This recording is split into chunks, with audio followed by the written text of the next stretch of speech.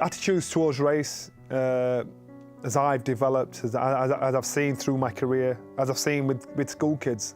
I do talks at school. I deal with bad kids at school. And so every school has got 10% of disruptive kids, what they don't want to let into the school population because it affects the rest of the school. The one thing that surprised me so much when you're in school is that back in the day, if there was a name calling or any racing like that, it was just, the kids would join in, that's how it was. Now, you go to school now, the kids, they'll say, oh, you can't say that, that's terrible. And I actually like that. The kids understand it's not acceptable. They don't join in. They say it's not acceptable. That's the schools I've seen. I know it does happen in some schools, but they understand it's not acceptable. So kids are now more aware with social media and bullying and to me, I think that is a massive development. I think in our sport, I think in any sport, not just boxing, they're very conscious of sexism, racism, ageism. They just want it to be an equal playing field. And so to me, I think it's changed on a massive, massive scale. And this is because of social media. Now, a lot of things had been happening back in the day, but people didn't know about it. So can you imagine when I box in Melbourne and someone's got this on their iPhone and they share it to the world, people think, oh my God, that's disgusting. So all of a sudden, people have to check themselves before they do anything like that. People are now aware that it's not acceptable. And so therefore, if they think this way, they've got to keep it themselves, or it's just down to ignorance. But I think people are more educated now and aware now of the perils of what have happened and what shouldn't happen, how things should be.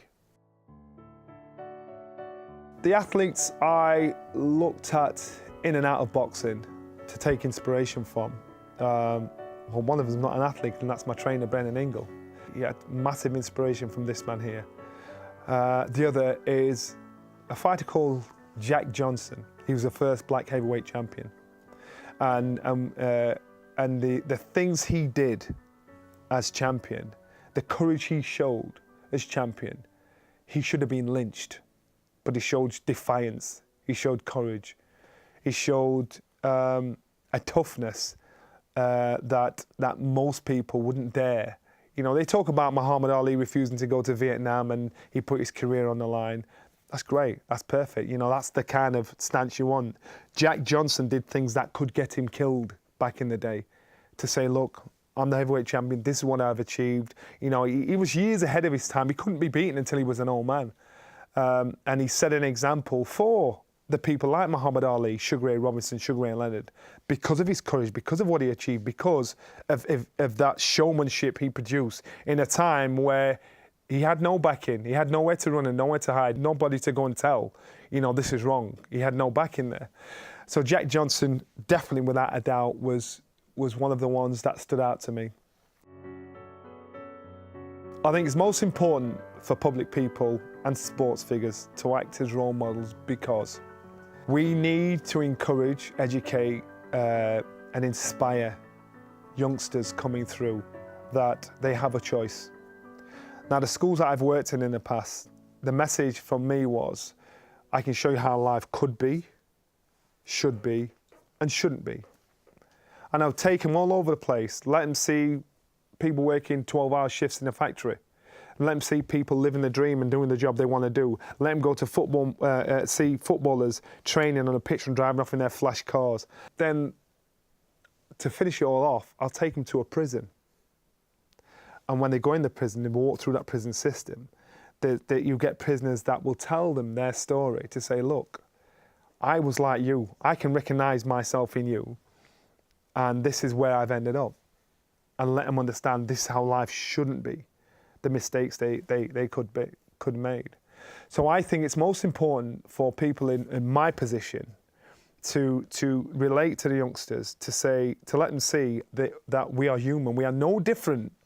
The only difference between me and other sports stars and them is we're on TV, and our job is on TV. There's no difference at all. We're not superhuman. I never knew anybody famous personally, so I never thought I'd be famous. I never thought I'd achieve what I'd achieve. But once I was in a gym that produced success, then success breeds success. Then I realised those successful people, I looked at them and thought, well, I can actually do that. That's why I think it's most important that you do a lot in your own community to inspire youngsters coming through. There are situations and jobs where race may be an issue, but I think my success, my story, may put me in a unique position for people to want to listen. And I don't think it's about me being black or being white. I just think my story is a story for everybody, black and white. And only I can tell my story, because only I've been through it. And I'm quite sure down the line, somebody else coming behind me, black, white, Asian, whatever, if they have a story that inspires people, that encourages people, they'd get the same opportunity. And I don't think colour has come into play significantly with me in my job. I think the steps that could be taken to make the sport more diverse in this country are already being taken. There's nothing more, although there might be a few nudges here and a few tweaks there to make our sport more sport more diverse, because in sport you look at the Olympic team, you look at the champions that have been produced from boxing alone in the UK. It's black and white, you know. So if you're good enough, then that's enough. And that's why I think things have moved on rapidly so much. And again, I put it down to social media. When there's an injustice, social media will expose that. So therefore, you've got to do your job right. If you can do the job, if you can be successful, then you will reach to the top, you'll rise to the top. If you can't, I don't think people are able to get away with the line saying it's because I'm not white. I think you'll get success, you will get the credit you deserve. And that's my own personal opinion. I could be wrong, other people can say, well, actually, this happened to me. But once you get to a certain level, that is the game. And on a grassroots level, I'm quite sure there may be one or two opportunities that have not been given to youngsters coming through because of their race. But once you get past that certain stage, if you're good, you will come through, you will get your opportunity. But then it's your responsibility to fix the trip-ups, the things that held you back at a grassroots level to help the youngsters coming through. For a more inclusive society overall, sportsmen from different ethnicities and background, it's most important to represent your community, to represent the people coming behind you. Because again, it's for that set of people to understand, well, if he's done it, I can do it. In Sheffield, Johnny Nelson, big black guy, he's done it. Why can't I can do it? I'm cleverer than him. You know, he's shown he can do it. Prince Nassim Hamid, you know, from the Yemen, he inspired so many across the board, second to none. You know, and so once that is the case, once people have seen one of their own do this, then they think, well, what is stopping me? It's not the colour of my skin. You know, but all you've got to do is what you've got to do is put the work in, and then expect the success.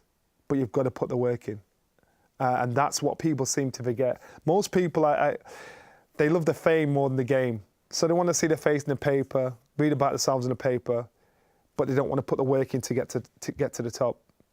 Whereas my attitude was, get to love the game, be good at your game, and everything else will come with it. And I'm not blaming my failures on anything else apart from me.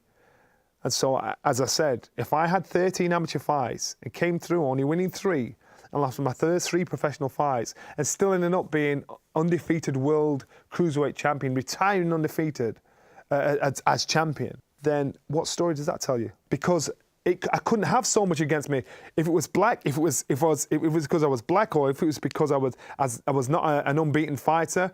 They're all the excuses. I did everything against the grain and still succeeded and still rose to the top and still ended up in a great job, I think, in broadcasting. So to me, I think times have changed massively. I've seen both sides of the fence. I think young males, they struggle to speak about their mental health because they think it's weak of them. They think it's only happening to them. They don't know how to put it into words. They don't know who to talk to. Or if they are talking to somebody, it might be the wrong person. Someone's not educated to give them the sound advice or to point them in the right direction. My answer to that is, I am my own example. So coming through, I wasn't a very confident young man at all. Even when I first boxed for the world title at 22, 23 years old, I wasn't a confident young man. When I boxed for the world title and my whole city turned against me, that was the lowest time ever. That was the darkest time ever. So it's how you deal with it. And my line was, if I was a weak man, I'd have considered getting rid of myself because it was that dark. But I didn't have the courage to do that. I didn't have the courage or the bottle to do that. I just thought, I've got to get through this. I had no one to talk to, and then I realised I did have someone to talk to in my trainer, Brennan Ingle. He was the one that was talking to me all the time, in my ear all the time, but I didn't actually appreciate what he said until years down the line. He was telling me about Floyd Patterson and other fighters back in the yesteryear, and I'm thinking, why are you telling me this? I'm not interested in this. What about me? But in hindsight, I realised he was actually letting me, his line is, same story, different actors. This isn't just happening to you, Johnny. It's happened in the past to other people. Other people have been in this situation, and this is how they've come through it. And he was telling me these stories all the way through. So at the time when I thought I was on my own, I actually wasn't. But the penny had to drop. I had to understand what was happening. So youngsters coming through, people that get to that stage, my line is, find somebody you can talk to, or find somebody you don't know you can talk to, because it doesn't mean you're weak. It doesn't mean you're less of a man. It just means you need help. It just means you need someone you need a shoulder, to help you limp your way through this period. It means nothing. And guys will think, you know what, it means I'm weak. It does not.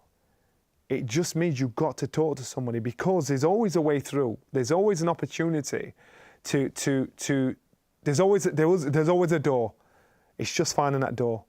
And we all think it's just happening to ourselves. Trust me, it isn't. The amount of successful sportsmen and women that I've known and met that have gone through this and found their way through to the other side, the general public would have no idea. So when you think it's just happening to you, we all have those issues. We all have problems, be it personal, be it family, be it friends, be it professional. We all go through these things. And then once you start doubting yourself, then you start doubting everybody else. So what you've got to do is you've got to fix yourself. And you will come across one or two negative people, but you've got to know how to deal with them. Take yourself out of that negative equation and put yourself in the proper situation. And then slowly but surely, that light will come. And so guys coming through, they've got to understand this is not weak. Everybody goes through it. It's just a case of how dark you get and how strong you are to get through it. You will get through it.